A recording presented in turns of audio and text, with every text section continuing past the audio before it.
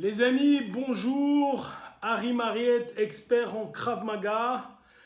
Aujourd'hui, on va parler de Mythojutsu.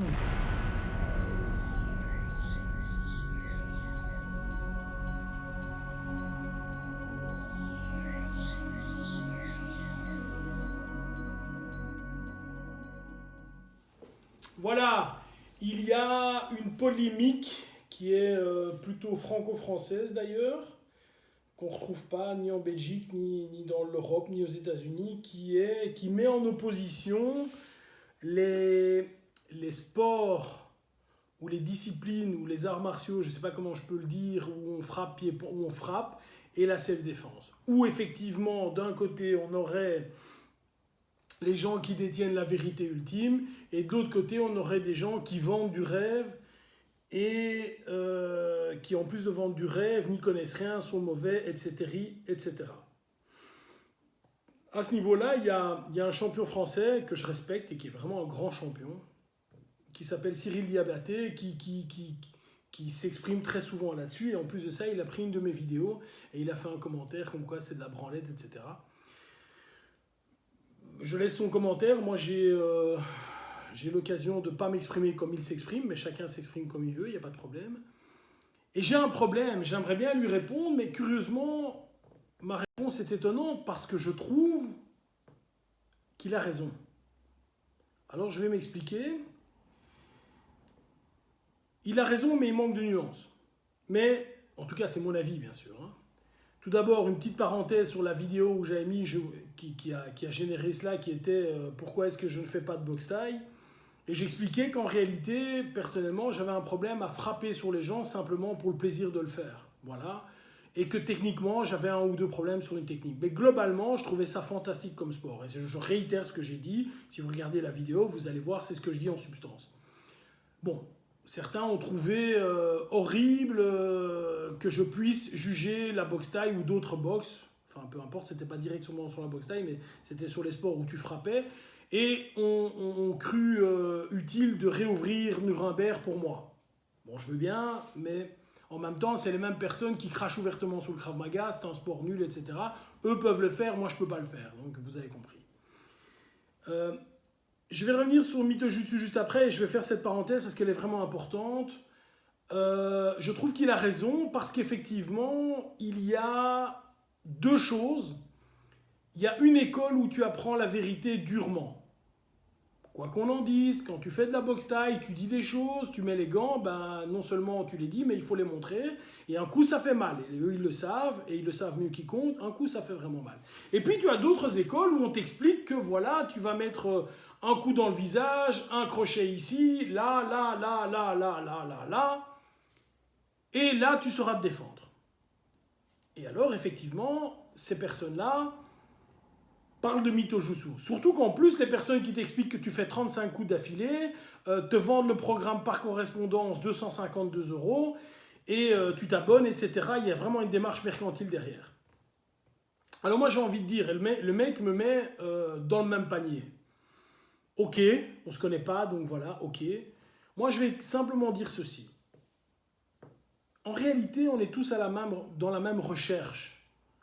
Simplement, les moyens pour y parvenir sont différents. Si vous parlez de combat, écoutez bien ce que je vais dire. Si vous parlez de combat, donc on met les ou pas, on se met à une distance de 3 mètres, je vais te casser la figure, on va se battre, faites pas du Krav Maga, les gars. Et le gars a raison, il a raison, faites de la boxe taille, faites du MMA, faites des choses comme ça. Vous serez mieux armé, vous serez mieux armé, vous serez mieux armé. Si on parle maintenant de quelque chose de différent, on ne parle pas de se mettre à 3 mètres et de commencer à se battre. On ne parle pas de ça. Mais on parle d'une agression. On parle d'un mouvement, quelqu'un qui est proche de toi, la personne t'agrippe, la personne veut te mettre une gifle, tu descends, tu frappes et puis tu t'en vas. Là, je pense, et je vais parler que pour moi, là, je pense que le Krav Maga, tu seras beaucoup mieux armé qu'autre chose. Si la personne sort le couteau, veut te pointer avec le couteau ou veut te mettre un coup de bâton, je pense que le Krav Maga, tu seras mieux armé. Maintenant, il y a cette recherche au niveau de l'efficacité.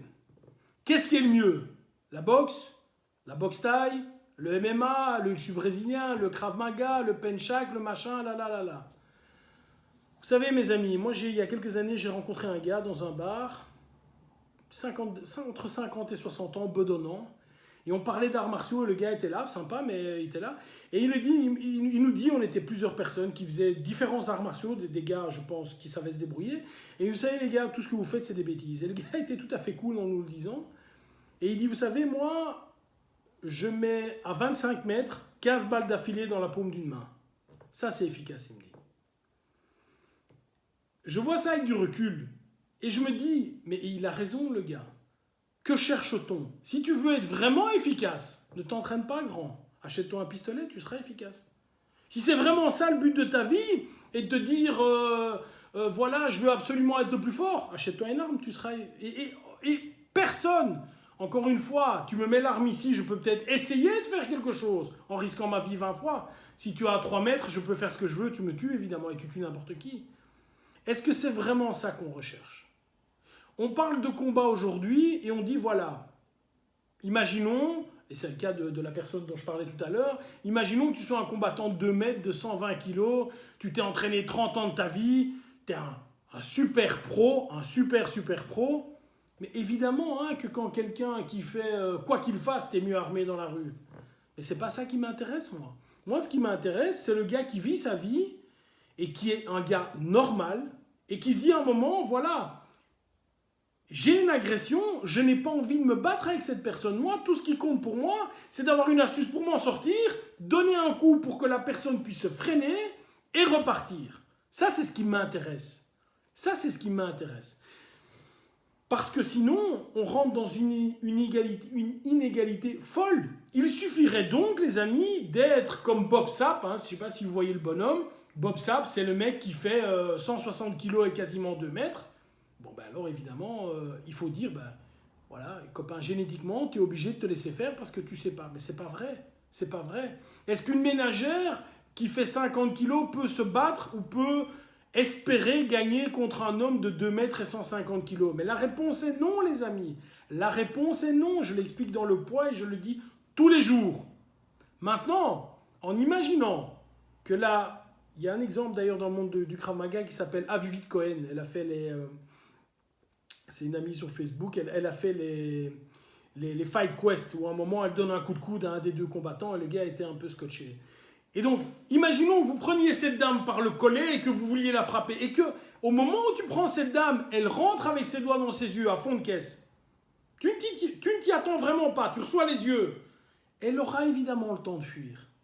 Donc, s'il vous plaît, Mitojutsu, oui, ça existe. Il y a des gens qui rêvent. Il y a des gens qui rêvent. Très honnêtement, je pense ne pas en faire partie. Je pense ne pas en faire partie, mais chacun peut avoir son avis et je ne vais pas me disputer avec les gens pour ça. J'évite de critiquer les gens parce que je pense que les petits esprits critiquent les gens et les grands esprits voient les idées. Moi, j'essaie de discuter idées, pas de personnes. Donc voilà, vous n'allez pas m'entendre critiquer quelqu'un. Est-ce que, je reviens à mon idée de départ, est-ce qu'il y a du Mitojutsu? Oui, il y en a. Il y a des gens qui vendent du rêve. Il y a des gens qui t'expliquent qu'à 45 techniques plus tard, tu vas le mettre KO. C'est faux. Il y a des gens qui essaient de te faire croire qu'en faisant de la boxe, tu vas t'en sortir dans toutes les situations. C'est faux. Qu'en faisant du Krav Maga, tu es invincible. C'est faux. C'est faux. Tout ce que moi je peux te dire, c'est si tu fais du Krav Maga avec de bons professeurs, des gens réalistes, tu vas savoir mieux anticiper les problèmes. Tu vas savoir te défendre contre une agression. Tu sauras combattre pied-point, mais tu ne seras jamais aussi efficace dans ce domaine que quelqu'un qui ne fait que ça depuis 20 ou 30 ans. On est bien conscient de cela. Tu vas savoir voir tous les aspects de la self-défense. Et la self-défense, c'est quoi? C'est protéger son intégrité.